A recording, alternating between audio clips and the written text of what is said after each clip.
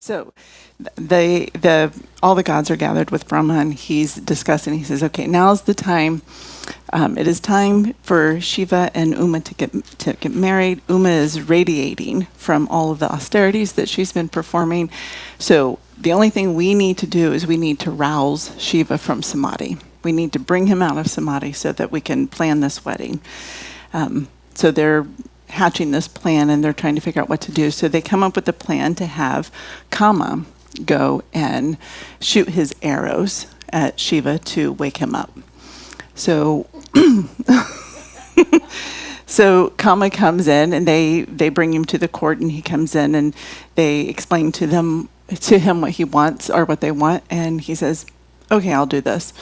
So he summons all of his power and all of his energy, and he begins the journey over to Kailash, where Shiva is in Samadhi.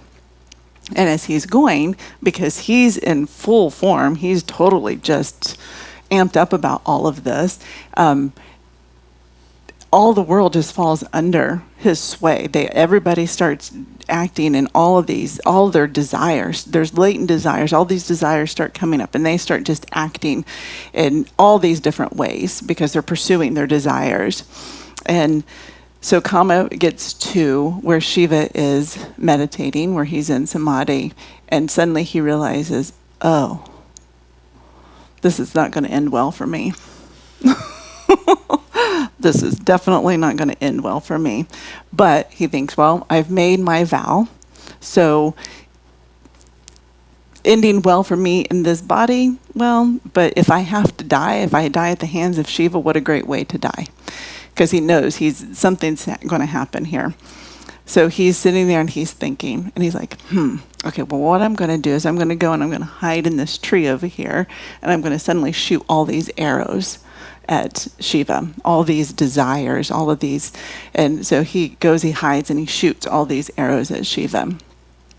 And then Shiva opens his two eyes, and he doesn't see. But, he sees all these arrows that have fallen around him, but he doesn't see Kama. And then he opens up his third eye, and he sees Kama in the tree. And then immediately this fire comes out of his eye, and he just burns Kama to ashes. So, if we think about what all of this is saying, so then the Sapta Rishis, they know that Kama is dead now, and they go to Uma and they say, "Oh, Uma, you've done all this austerity, but for what? The quality of all relationships, desire has been burnt. It's gone. He's dead. Shiva killed him." And she said, if Kama died, that is Kama's fault, because Kama should realize going to Shiva, who is desireless, who is thoughtless, who is distractionless, of course, he's not going to be affected by any desire. So of course that desire, of course it's going to burn, because our desires have to burn in the fire, right? So the fire has the desire ultimately. When we get to that place, and that comes through this discipline, there is that point where desire has no control over us, which I think is really beautiful, because of course this fire has to consume that desire. So for Shiva now, so since he is that soul, the individual soul, and Uma is that intuition, everything has to be burnt before the two can marry. Because if my individual self is still desiring things in the world, then how can I ever unite with the soul? God is desireless. We humans desire. So as long as I have a desire, as long as I have doubt, as long as I have thoughts, as long as I have distractions, all of these things, I will never be able to. God is always going to stay, the individual soul is always going to stay attached to the unconscious soul until we can break away from that. And that's when we get liberated. So as long as we have those desires, liberation will elude us. It will never happen. We will never have complete freedom. So of course, that desire has to be burnt. Of course, the desire has no more control over us. So it would be really beneficial for all of us to really start thinking about what it is we desire. Perhaps some of those things came through on your happiness list, because those things, anything outside of us is never going to bring us to that place of oneness with God. It's never going to be that oneness with ourselves. We're never going to reach that state of happiness, that state of contentment, that state of joy, that state of balance, of equilibrium, as long as we're looking outside of ourselves for our desires. So then I thought would be a nice thing to, so there's two kinds of desires. You have raga, which those are your things that you're attracted to. And you have dvesha. Those are the things that you have these aversions to. So you have the 4 outcomes. You get what you're attracted to, or you don't get what you're attracted to. You want something, but you don't get it, right? You're attracted to that desire, but you don't get it. Or you have this aversion to something. You don't want it, and you don't get it. Or you don't want it, but you do get it. And those lead to either krodha, which is this anger, because I wanted this, I didn't get it. Now I'm pissed. I didn't want this, and now I got it. And now I'm pissed. So, or the opposite, you want something, and you get it, and then you have this mada, you're proud. I got this. Look how good I am that I got this. This is great, I got this. Or you didn't want something, and you didn't get it, so you're proud about that too. So you have anger or pride that come because of your attachments, because of what your desires, the things that you want and the things that you don't want. Your attachments and your aversions, your ragas and your dveshas. And these come from, let's see, do I have that? Oh yeah, the 4 primitive fountains. So the 4 primitive fountains, anybody remember those?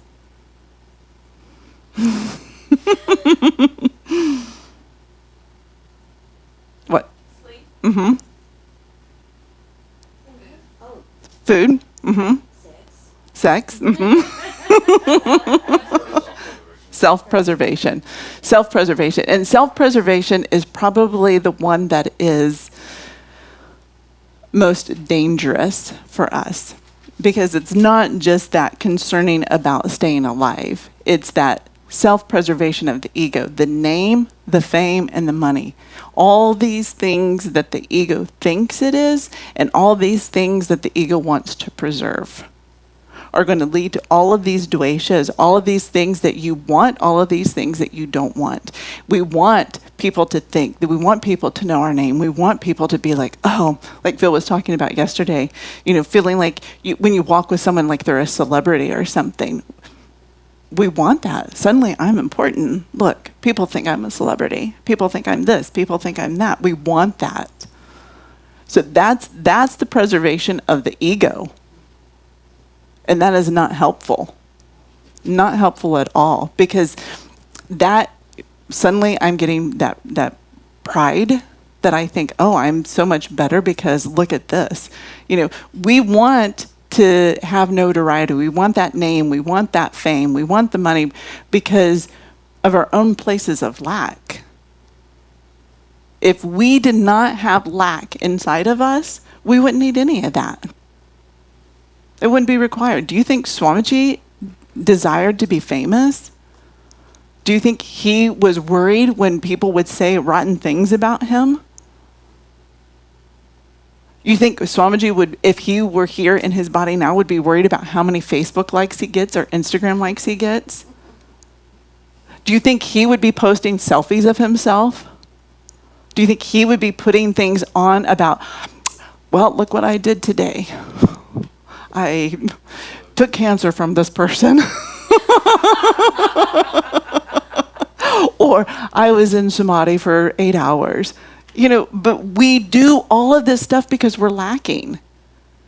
We want that. We want someone to say, oh, you're great, because we don't know who we are.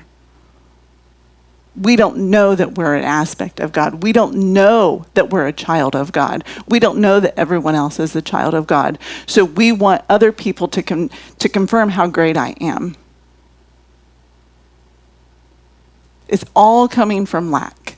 So self-preservation is the most dangerous because we want those ego strokes. And the more ego strokes we get, the harder it is to kill the ego. The harder it is to, one of the things that I've read and heard before is that one way to loosen the grip of the ego is start giving credit away. Why do you need to take credit for everything? I did this. I did that. Or throwing someone else under the bus so that we look better. Start loosening those grips of the ego on you. Why do you need to preserve this identity so much? What is so great, seriously, about the identities that we have now that we have to preserve them? That we need to think that I need so much. This Ranjani body that I'm in right now is so great, I have to preserve everything about it. It's ridiculous to think that. This is, when this whole thing about like reincarnation, there's so many things. When reincarnation just makes perfect sense to me because I think God is just and I think God is righteous and I think that the universe, everything happens, the timing of the universe is always impeccable. There's no mishap in the universe. Nothing. The timing is always right.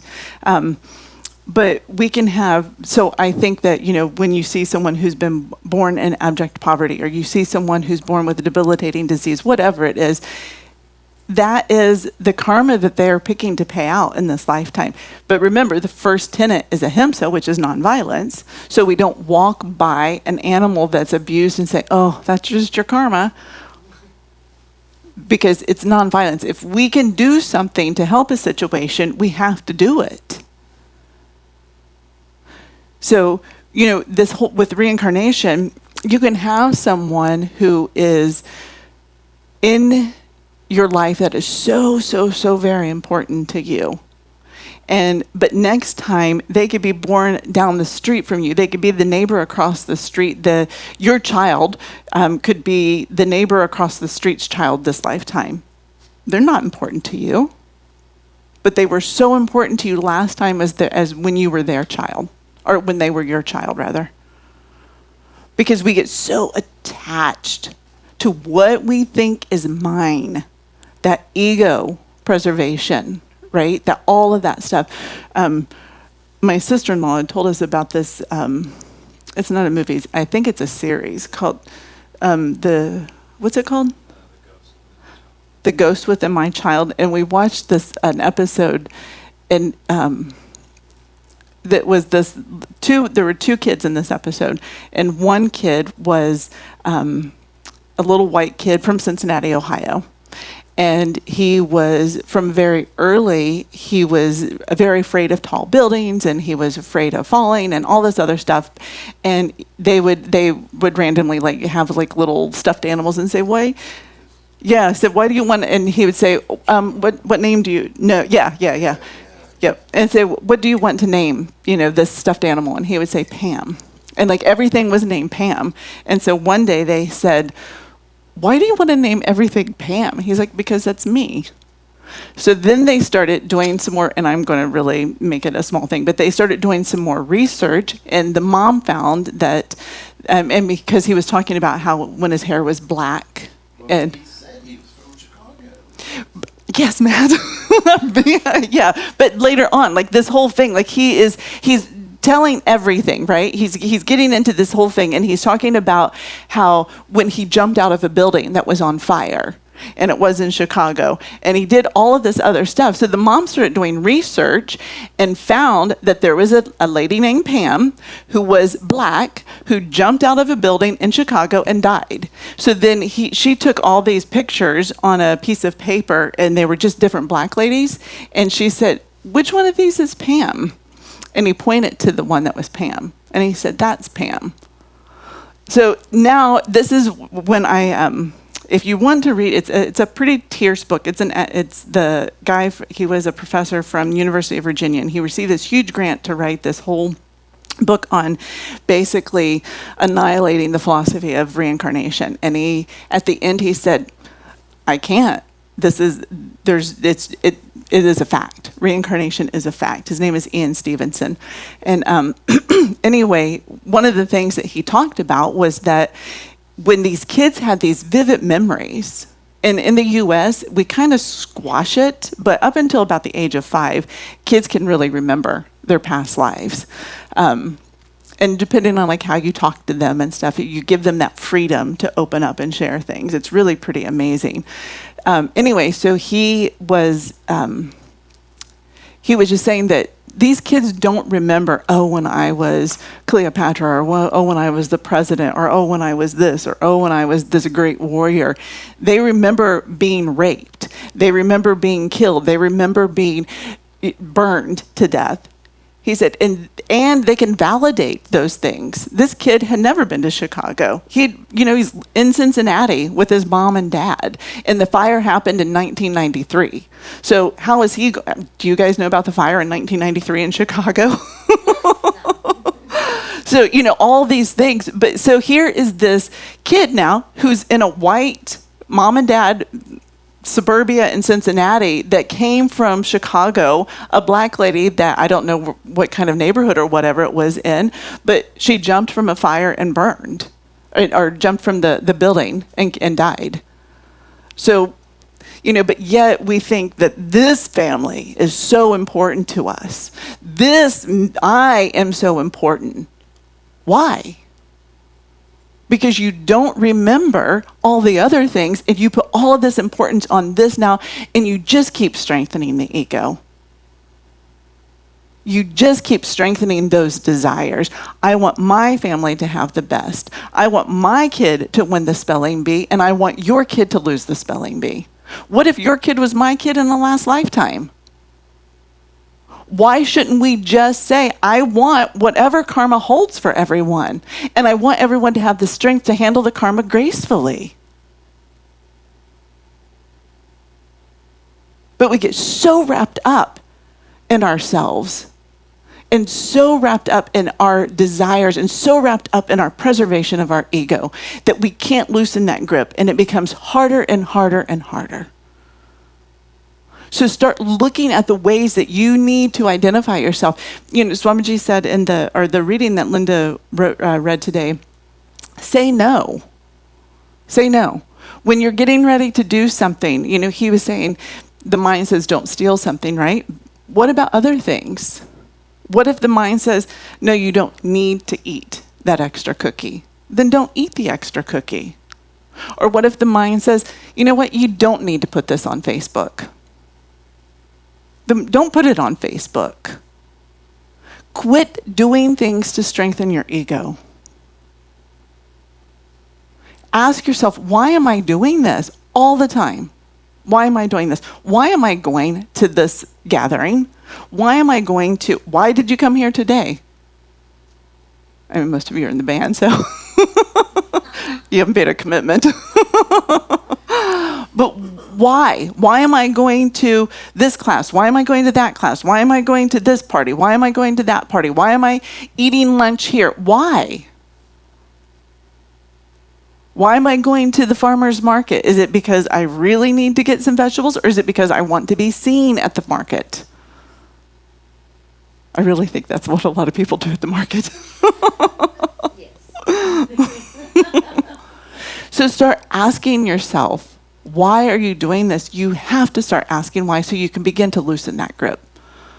Otherwise, we're just going to keep spinning and spinning and spinning. And next time, you're going to think the family that you have is so important to you, not realizing that the person across the street was your daughter in a previous lifetime. But yet, we think ours is the most important. Very erroneous thinking, because we don't realize who we are, because our ego is so entangled with our identity, and we want to preserve that identity so much. We have to hold on to that. Okay, I think that's all for that. Okay, so now we move on. So now Shiva is awake from his samadhi. Actually, this is kind of a funny story. Swamiji said, because he took care of Babaji, right? And he said sometimes he would put when Babaji would be in samadhi, and sometimes, he would put a cup of milk in there, and then like 12 hours later, maybe Babaji hadn't consumed the milk, and so he would take the milk away and give it to another Swami, or he would drink it, or whatever. And then he would also, he would be there for days. So sometimes he said he would pick him up just to see if there was, if he had used the bathroom or whatever. And sometimes he said that there'd be this little tiny pellet. So he'd pick him up and he'd move that little pellet away. But can you imagine? So Babaji's in samadhi and Swamiji picks him up. And there's a little pellet and he scoots the pellet away and puts him back down.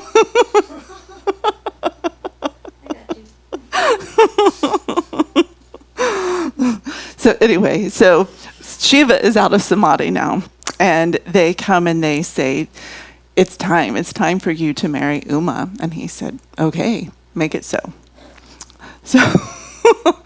So they go and they're getting ready, and they go to Uma and they say, it's time for you to get married. Your penance, your austerities, it's all paid off, and the time has come for you to return to Shiva. So they go, and the seven rishis, the Sapta rishis, say, well, we're going to go and we're going to talk to your parents and we're going to pick the perfect date. So they go and they talk to her parents, they pick the date, and everything is just getting ready. The city's getting transformed, everything is just moving in the direction of the wedding. So now it's the day of the wedding.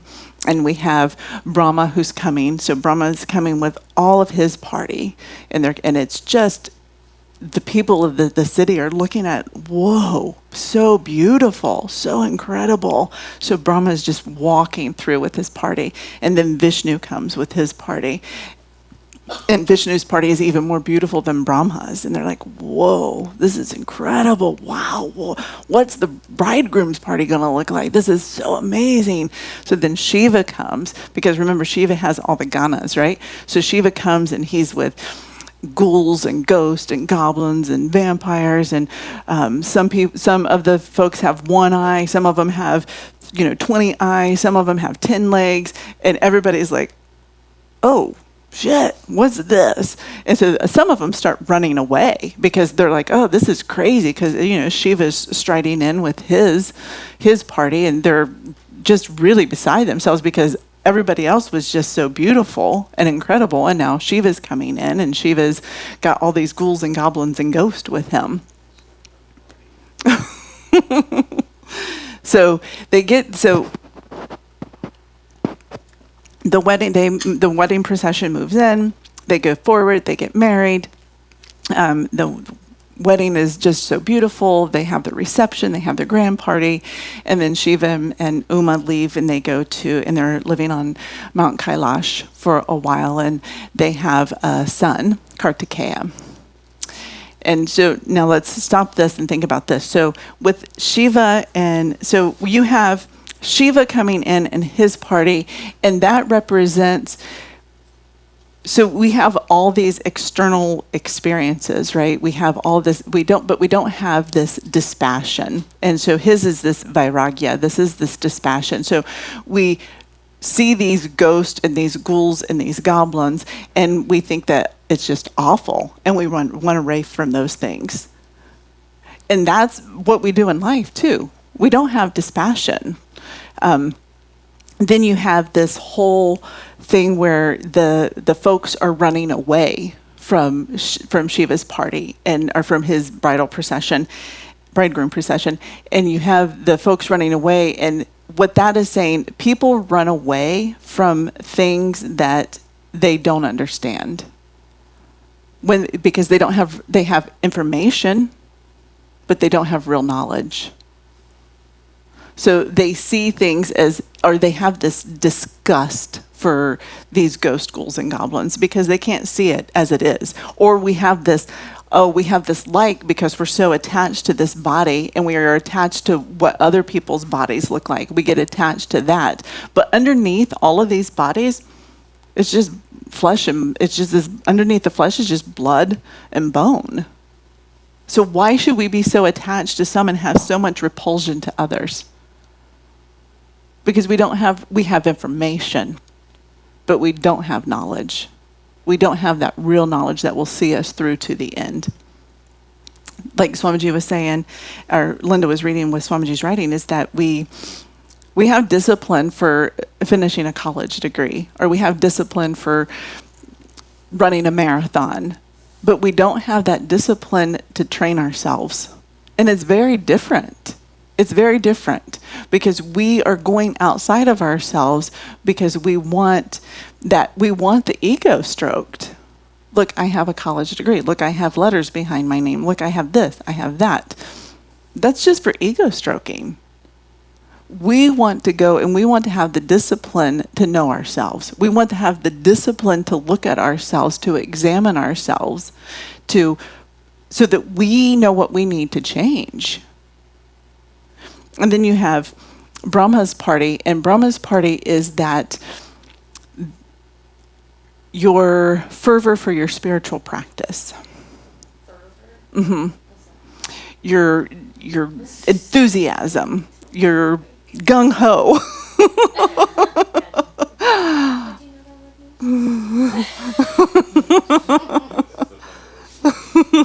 So you have this, how much fervor do you have for your spiritual practice? How much excitement do you have how much enthusiasm do you have for your spiritual practice? Do you have more enthusiasm for the world or more enthusiasm for your practice? Do you get more excited about doing your practice, or do you get more excited about going out for an evening? Do you anticipate your practice? Is the practice a chore for you? Or do you anticipate that next morning you go to bed at night and you're like, oh yes, I get to practice tomorrow. This is great. Or is it like, oh, I get to practice. I have to practice tomorrow.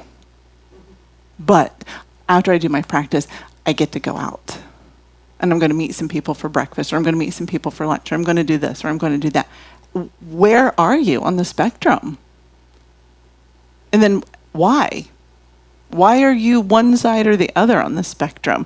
What can you do to move more to that point of being more enthusiastic about your practice than you are about the world? So Brahma's party represents that fervor, that spiritual, that where we want to examine ourselves. And Vishnu's party represents that where there's no longer any gray days. There's no longer any blue days. There's no longer any rainy days, because you see divinity everywhere. You see everywhere you look, every situation, every war that's happening, every pandemic that we may go through, every forest fire, everything that's happening, you see it as part of the divine. And it's beautiful because it is part of the divine. So then there's no reaction. Then there's no anger that we have the politicians that we have, or we have these, whatever it is. Doesn't mean that it takes responsibility away from us. No, it puts more responsibility, because we need more peace in our hearts. We have to have more peace in our hearts. Because if I'm looking at something that's happening in the world that I feel is just so awful and so wrong, and I'm getting so angry inside, what have I done? I've added more anger to the fire. And that is not helpful. But if I look at something and I see that, okay, there's something intense happening out there. There's some serious karma that's being paid back. What can I do to help with that without reacting? What kind of selfless service can I perform to do that? We're in this together. And we have picked America as the home for us to be born in. So we have a responsibility to do things to help America. Because as right now, America, I mean, I know that we have some problems out there in the world, and I know that people don't look at Americans like they used to look at Americans, but there is still this, people look to America for, they just look up to America still. So we need to take that responsibility. We need to cultivate more peace in our hearts. We have a responsibility to cultivate more peace in our hearts. It does no good to get angry at the news. No good at all. It does no good to be angry at someone who's protesting something because you don't like what they're protesting. You are just adding more anger to the world. So Vishnu's party is all about this, seeing divinity everywhere.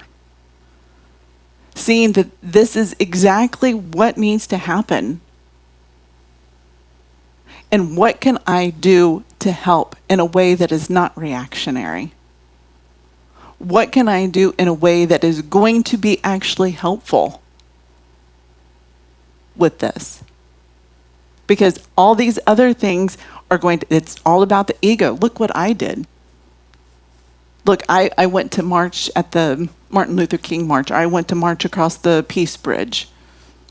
Okay, so you marched across the Peace Bridge, and on the other side you got pissed because somebody took your seat or because whatever it was. So what good was that? Just so you can scratch something off or you can put it on Facebook. Oh, look what I did. I went to the Million Man March, or I went to the Peace Rally, or whatever it is. If you still have anger in your heart, you did nothing but go to a place and add more anger to the situation. We are not here to judge. We're not here to criticize. We're here to love. We are here to love all and exclude none. Doesn't mean that we have to go out and we have to have parties with people. It doesn't mean that if I know that, someone is a thief, and I'm not going to invite him over and have a $20 bill sitting out. But it doesn't mean that I can't love that person. Because at some point, that was us. We did those things. At some point, we have murdered. At some point, we have been murdered. At some point, we have raped. At some point, we have been raped. It is not up to us to judge. Because inside every being, there's the inner dweller, the Atman. And the only difference is that some people are a little bit closer on the path and some people are a little bit more behind. At some point, we were back here. Now, maybe we're up a little bit. Big deal. Okay, I think that's all.